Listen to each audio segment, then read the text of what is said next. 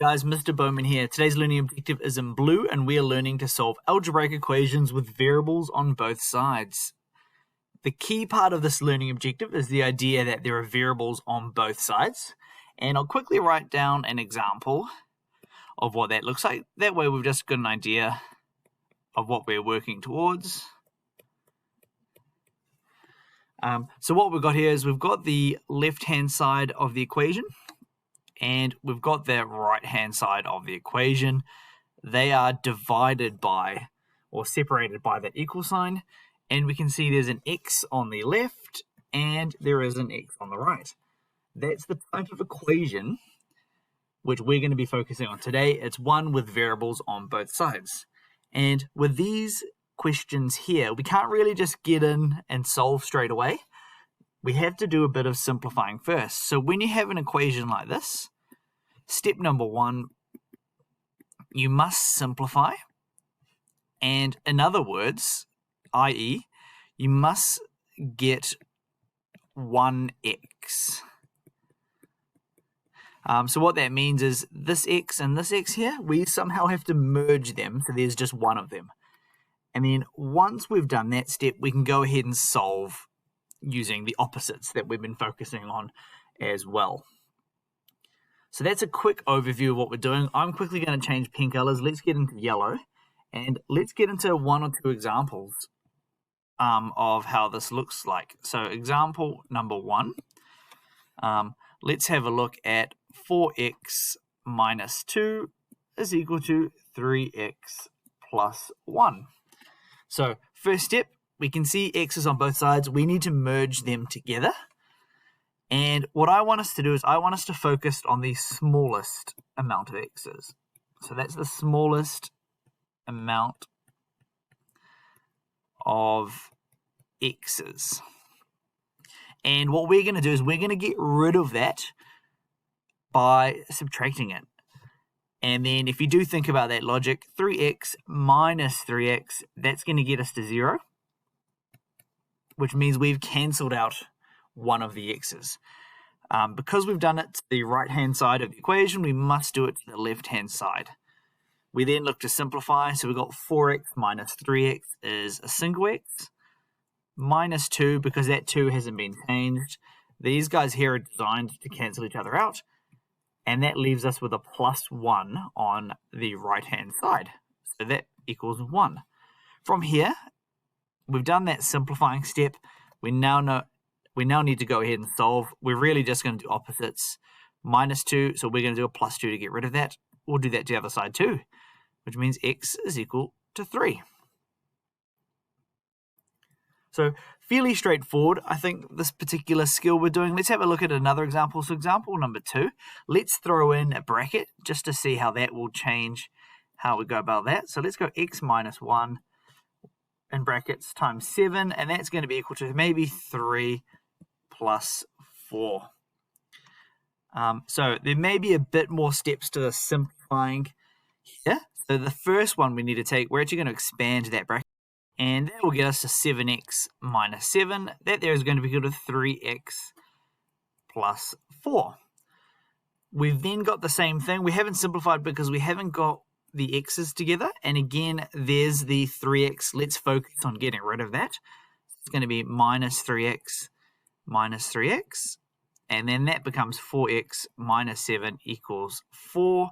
And bingo, we've got 1x. We're going to go ahead and finish solving that by doing our opposites. Plus 7 plus 7. So that means 4x is going to be equal to 11.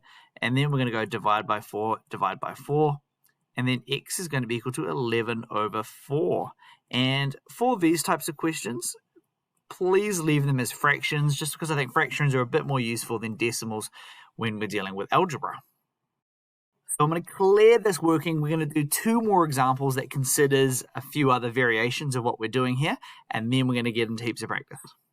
Okay, all of that is cleared. Let's have a quick look at a few other variations of these types of questions. So let's say we've got 5x plus 10. That there is equal to 7x plus 20. The reason this one's a bit different is the smallest amount of x's has always been on that right-hand side, but this time it's bigger. What we can do is, even if it's smaller, we can get rid of that if it's on the other side of the equal sign too. So we're going to go minus 5x minus 5x. So that means 10 is going to be equal to 2x plus 20. We're then going to go ahead and solve minus 20 minus 20. So that becomes minus 10 equals 2x. We're going to go divide by 2, divide by 2. That means negative 5 is equal to x. You can leave it at this step here. Nothing wrong with it being the other way around. If you wanted to just switch that around, x equals negative 5. That's all good as well. So let's have a look at another scenario that focuses on that smallest x portion. So let's say we've got 3 plus 4, 3x plus 4 equals negative 2x minus 4. First step, we're going to go ahead and expand the side. So it's going to become negative 2x plus 8 equals 3x plus 4. Noting here that negative 2 is smaller than 3. So when you've got a negative amount, they're the ones you're going to focus on getting rid of. So that's going to become plus 2x plus 2x. So x plus 4. Oh, apologies, that should be 5x plus 4, shouldn't it? Equals 8. And then we're going to go minus 4 minus 4.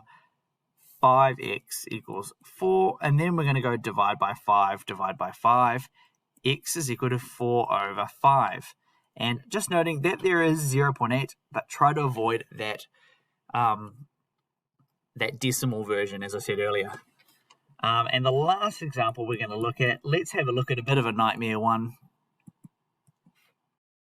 And that there is 7x plus 1 in brackets. We're going to go minus 3x plus 2 equals 3x plus 1. So this one's just got a mishmash of stuff. It's got 2 brackets, got some extra stuff, and that is really getting us to work on that simplifying portion before we can go ahead and solve it. So let's expand this bracket. There is 7x plus 1 minus 3x plus 2 equals 12x plus 4. That left-hand side, we can group the x's together, group the numbers together. So we've got 7x minus 3x. So that there is going to be 4x, and then we've got 1 plus 2, that's going to be equal to 3, 12x plus 4. We can then see we've got 12x's, 4x's. We need to get rid of them, so let's focus on the smaller amount of x's. Minus 4x, which means 3 will be equal to 8x plus 4. We're then going to go minus 4, minus 4. So minus 1 equals 8x. And we might run out of working here, so let's move up to the top. We're then going to go, so writing that down, so that's where we finished off. Divide by 8 means negative 1/8 equals x. And again, as before, you can flip that around to have the x on the left-hand side if you're wanting it to.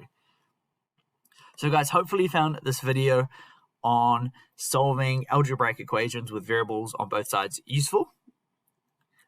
Once you've got all your notes down, make sure we work hard. Let's get into heaps and heaps of practice.